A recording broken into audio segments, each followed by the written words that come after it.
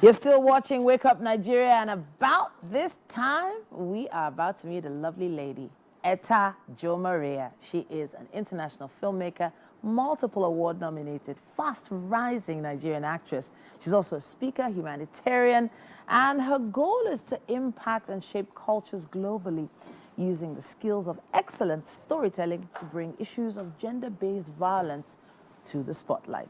It's great to have you right here with us on Wake Up Nigeria. Thank you so much. And by the way, I'm gonna go back with that hair. What, this hair? Yes, Yeah. I love the hair. Thank you so much. Thank you. You look beautiful. Now I'm blushing. Oh my gosh. Thank you. But you have a lovely smile and a lovely energy. We've already had conversations before now. Yes. It's great to have you on the show. Thank you. This story of yours, putting together, you know, your career in a direction that is to help with this issue of gender-based violence. Yeah. You need to let us into how and why that all started. Okay, so you know, these days, I mean, in the olden days, like reading was very, very, very common, right? Okay. But these days, people are more like inclined to what they see. You know, rather, someone would rarely pick a book to read unless they're like avid readers. But like everybody watches things, and like we're just having conversations about how listening is also like an important tool, you know, because sometimes you don't decide what you listen to. So this issue of gender-based violence is something that I started like when I was in college, all the way in Ghana. And I started partnering with like other NGOs to make sure that, you know, we go to schools and educate young girls. And then, you know, acting also came into the picture while I was in school. And I starred in a high school movie that had to do with like, it was anti-bullying, anti-smoking, shisha and all of that.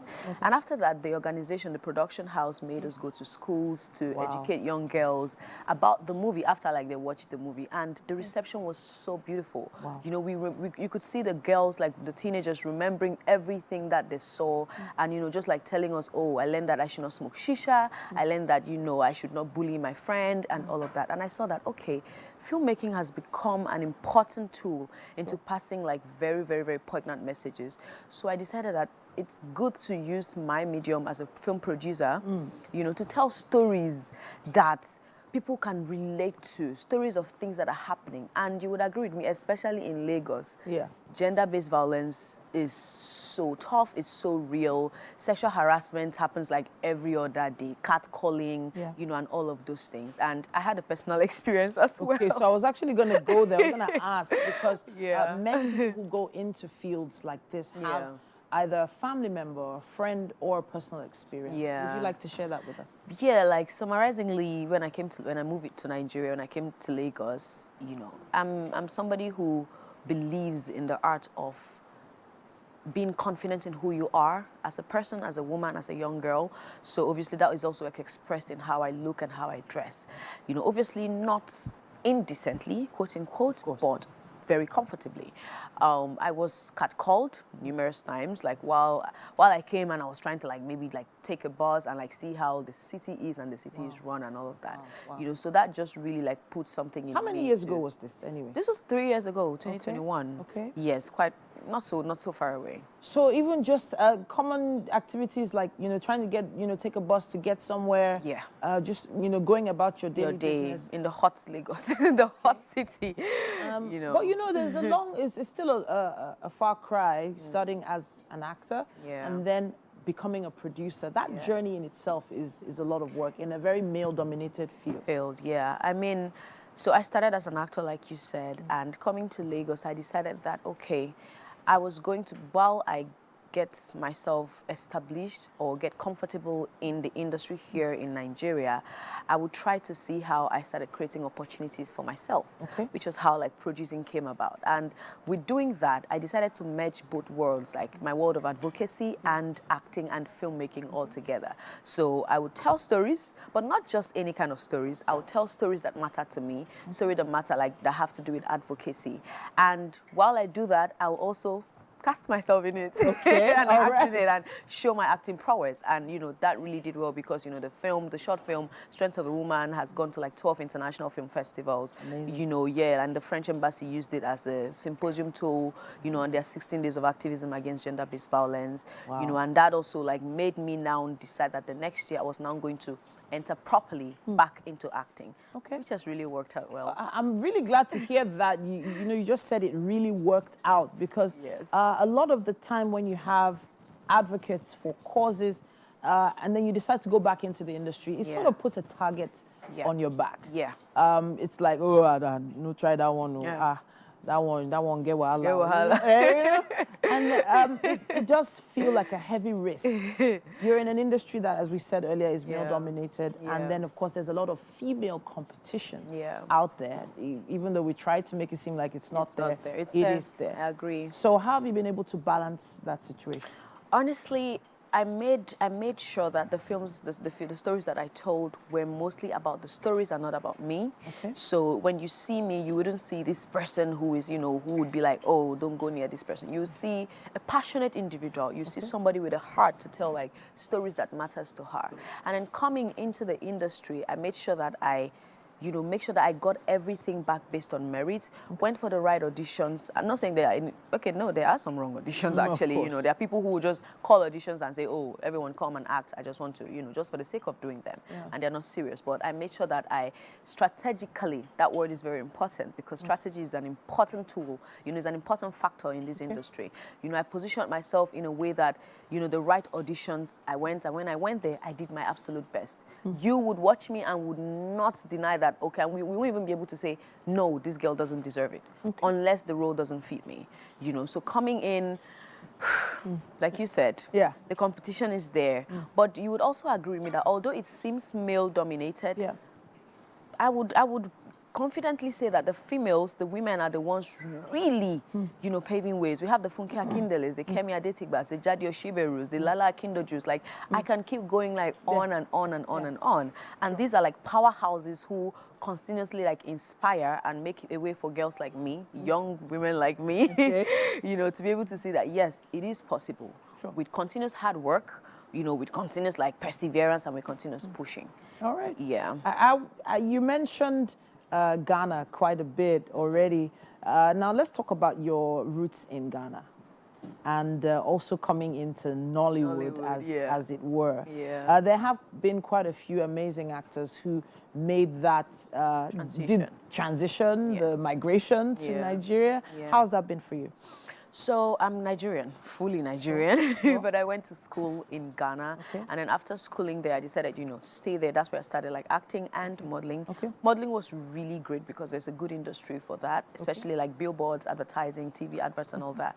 But I thought about it. For me, I believe succinctly that if anything is worth doing, it is worth doing well.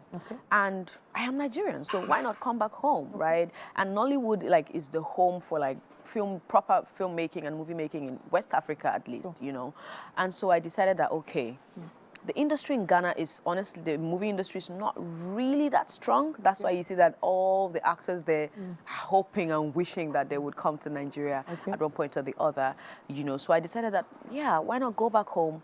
Go back home to a place where I don't have to pay for residence permits, because we do that in Ghana. Really? Yes, I we didn't do know that. Yeah, you have to pay for residence every year. Every year? Yes, you have to renew your residence permit. Okay.